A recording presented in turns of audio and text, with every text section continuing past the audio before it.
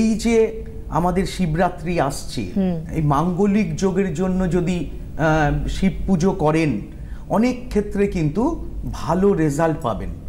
আর মাঙ্গলিক যোগের ব্যাপারটা আগে একটু বলে রাখি, অনেকে বিশেষত আমি যখন বিজ্ঞাপন দেখি পাত্রপাত্রীর, সেখানে লেখা থাকে পাত্র মাঙ্গলিক, তাই পাত্রী মাঙ্গলিক চাই, এইরকম একটা বিষয় লেখা থাকে। এগুলো প্রচন্ড ভ্রান্ত ধারণা, এর মধ্যে কোনো মানে বিশেষত কোনো ভিত্তি নেই।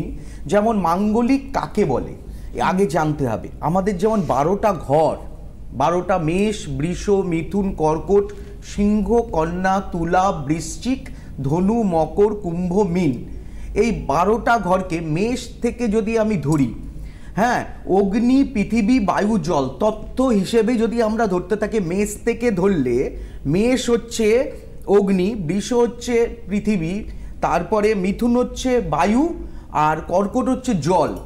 এই অগ্নি, পৃথিবী, বায়ু, জল, আবার অগ্নি, পৃথিবী, বায়ু, জল, অগ্নি, পৃথিবী, বায়ু, জল করে ধরলে দেখা যাবে যে কর্কট, বৃশ্চিক এবং মীন এই তিনটে রাশি হচ্ছে, এটা তত্ত্ব হচ্ছে জল তত্ত্ব। এখানে যদি মঙ্গলের অবস্থান থাকে, যদি জাতকের মেষ লগ্ন থাকে, তাহলে চতুর্থ ঘর গিয়ে পড়ছে।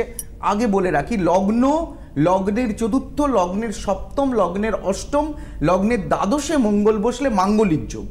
এবং মানে দক্ষিণ ভারতীয় মতে লগ্নের দ্বিতীয় মঙ্গল বসলে সেটাও মাঙ্গলিক যোগ। এবারে যে জল তত্ত্বে যদি মঙ্গল পড়ে যায়, মঙ্গল একটা অগ্নিপিণ্ড, সেখানে জল তত্ত্বে পড়ে গেল, এখানে মাঙ্গলিক যোগের কোনো কার্যকারিতা থাকবে না। এইগুলো বোঝার বিষয় আছে।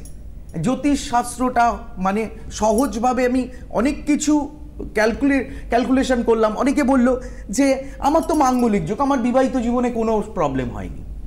কিন্তু সেখানে দেখতে হবে তার লগ্নের চতুর্থ, লগ্নের সপ্তম, লগ্নের অষ্টম, লগ্নের দ্বাদশে মঙ্গল থাকলে সেই মঙ্গল যদি জল তত্ত্বে পড়ে যায়, তাইলে কিন্তু নেগেটিভ মাঙ্গলিক যোগ হয়ে যাচ্ছে।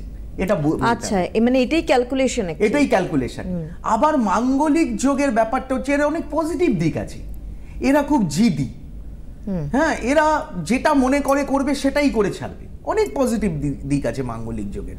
তো মাঙ্গলিক যোগ শুধু মাঙ্গলিক যোগের ছেলে বা মাঙ্গলিক যোগের মেয়েকে বিবাহ দিলেই যে যোগটা কেটে যাবে, তার আমাদের তো মানে 32 পয়েন্টস আছে, 32টা পয়েন্টস আমরা বিচার করি।